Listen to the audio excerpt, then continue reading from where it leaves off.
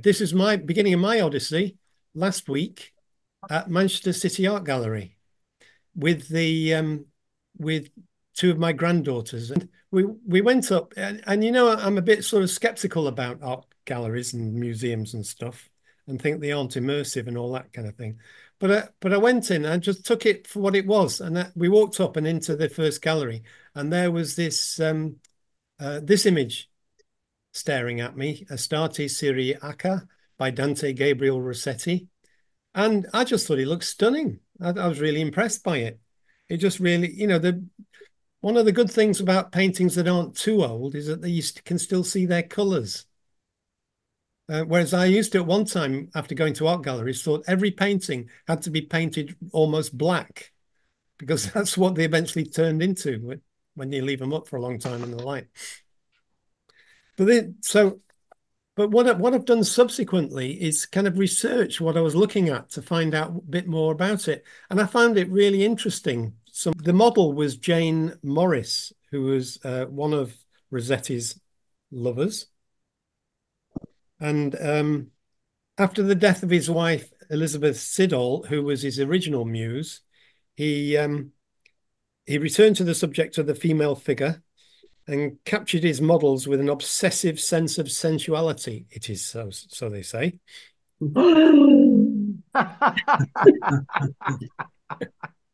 Yeah, we won't. Look at my tits. Look at the other sexy bits. I mean, That's why I'm really glad you're here, Sandy, to bring it down to the actual painting itself.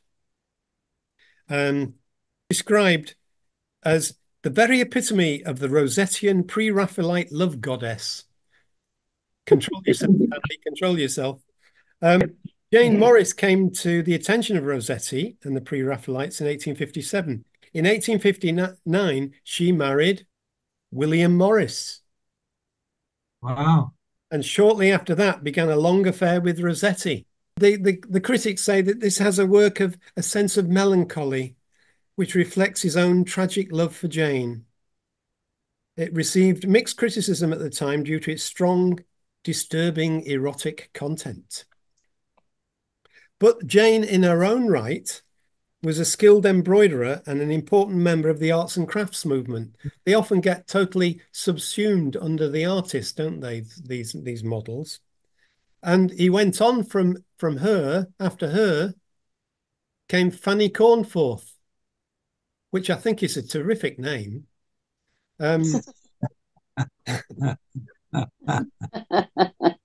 there were hundreds of paintings of her too. But eventually she ended with dementia and penniless in the Sussex County Asylum and was buried in a common grave in 1909. She also, while she was alive, she suffered the mortification of posing for Rossetti's sexiest painting, which you will all of course be familiar with, Venus Verticordia, only to see her face replaced with that of a later favourite, Alexa Wilding. But anyway, this is William Holman Hunt, Dante Gabriel Rossetti, and I think John Everett Millais, who were three Royal Academy students, all under the age of 25, who set up the pre-Raphaelite Brotherhood. And they painted all their early paintings. They always had the initial PRB after them as members of the pre-Raphaelite Brotherhood. But the idea was that they were inspired by the early Renaissance painters. Giotto and Raphael used bright colours and simple compositions. They felt it had got all a bit too fiddly after that. And here you can see a collage of some of the, if you put in pre-Raphaelite paintings, this is the sort of thing you came up with. There are hundreds of them, and I think they've had a tremendous effect on British art since then. Now, let's get on to, here's one for you, Sandy. Controversial one. This was Hylas and the Nymphs, an oil painting by John William Waterhouse. It depicts the Greek and Roman legend of the tragic youth Hylas, based on accounts by Ovid, in which the enraptured Hylas, who'd been sent out to get some water, is abducted by the naiads, female water nymphs, while seeking drinking water and never returned. Anyway, interestingly, in January 2018, Manchester Art Gallery curator Claire Ganaway removed the painting from public display after a decision taken by gallery staff, along with artist Sonia Boyce. The decision, the curator stated, was influenced by recent movements against the objectification and exploitation of women, such as the Me Too campaign. It's a beautiful painting, but I think when you walk around Manchester City Art Gallery, or the last time I walked around it, I got sick to death of seeing pictures of naked women splayed all over the place. And I started to worry about the male psyche, actually, as I walked around. What it says about men as you walk around that gallery is quite disturbing in lots of ways. But I think it's really good that a group of women workers from there actually stood up against it. I think it's absolutely brilliant. Maybe it should have been left there and been open to discussion rather than I agree. removed. Yeah, I'm with you, Lorraine. I think there's something quite wrong with that. I'm sorry. I don't agree. I think it's a beautiful painting, and I don't have a problem looking at beautiful women. If you walk around the gallery, they're splayed out on beds with their tits in the air and all their sexual bits on. Well, when I went to Chatsworth, there was a load of busts of men with all the doodahs hanging out. Yeah, I don't go to art galleries anymore because I'm sick to death of seeing, people's tits, basically. Okay, well, it's interesting. It sparked a debate now, isn't it? Yeah. Good that the debate was had, actually. I mean, as she said, it was quite provocative what they did. And I believe it's back there now, isn't it? Oh, yeah. Well, I took a photo of it. The photo before was this week. At least it's got people talking, hasn't it? I'm not saying it was necessarily the right thing to do, but it's certainly got the publicity. Yeah, we should all discuss it, but to remove it, to say no, you can't see that, to me, it just feels wrong. Okay, can we move on? That's interesting. Now this is Izzy looking at a very small painting. What I asked the two girls to do was say, pick out in this room what are your favourite paintings. This was the one she chose, which is The Lost Sheep by William Webb, quite a small painting. That Jesus being a shepherd or something.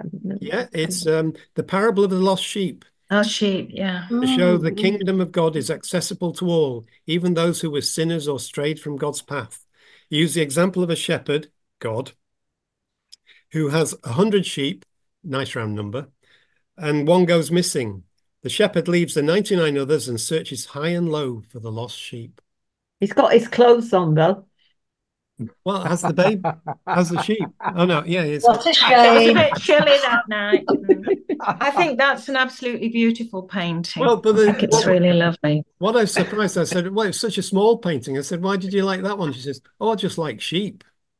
Which Why not? Which is perfectly fair response to it, I think. I went around and saw this pile of Pilkington's tiles. That's so lovely. Gorgeous. I thought it was something from Pilkington's glass, but it isn't. But interestingly, they set up a factory here at Clifton Junction, which is in Salford. Originally, they started off making glazed bricks, which they'd use in things like butchers. You remember those images they'd often have on a wall in a butcher's, glazed bricks? Victoria Station. No, well, in any butcher's shop. Yeah. So, but they decided they'd move into tiles on the advice of William Burton, who they poached from Wedgwood. And he came up to become manager of their new factory at Clifton, and he designed the factory, and they got plenty of coal from the local colliery. But I just think it's interesting finding out the background to that this had happened in Salford. As an actual painting, I don't think it's that brilliant. But as an object of interest, it's amazing, isn't it, this one? It's busy. It's very busy. The other interesting things about which I found out from reading about these paintings, a lot of the paintings, the frame was made by the artist. You know, they're not just random frames on the paintings, which I thought they put. It was very often designed by the artist, which something I didn't realize, and so that was quite interesting. But this one, it's aiming to both literally and analytically the totality of the Victorian social system and the transition from a rural to urban economy. He began it in 1852, finished it in 1865. That's Ford Madox Brown, when he set up a special exhibition to show it with several of his other works. He wrote a detailed catalogue. The picture depicts a group of so-called navvies digging up the road to build a tunnel, which it's assumed was the extensions of London's sewerage.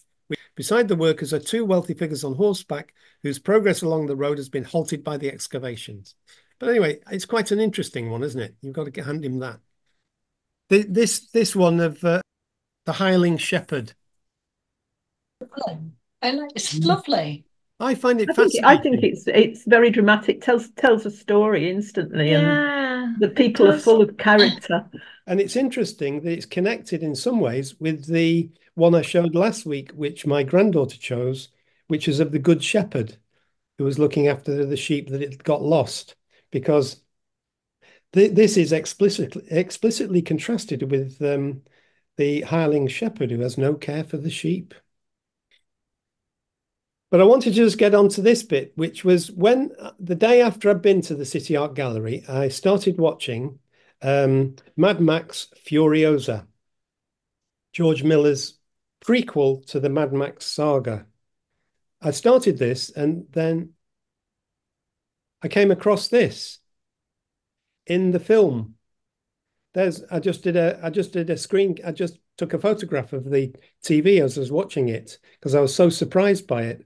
Why on earth has it got a copy of Waterhouse's Hylas and the Nymphs on the head of Gastown as he prepares for an attack by the biker hordes? And there he is again. And that's the picture we remember.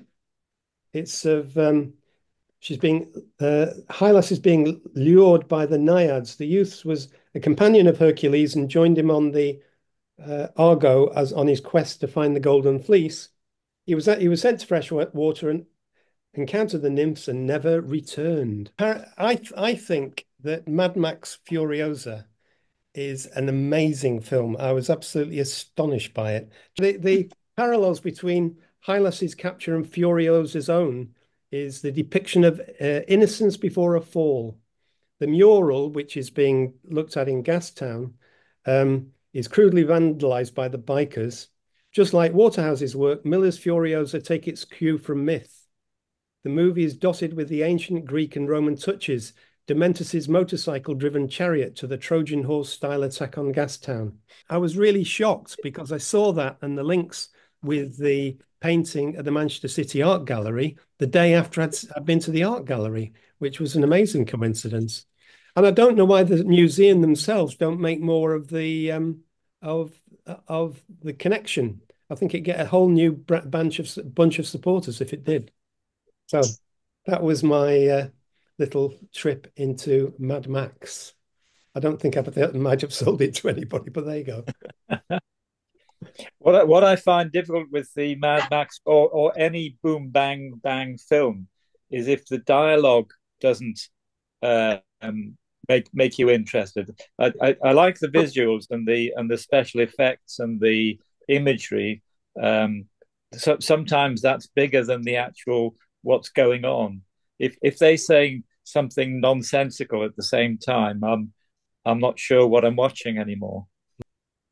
Okay. But anyway, if you ever get a chance to have a quick look, see what you think. See what you think. Just keep an open mind.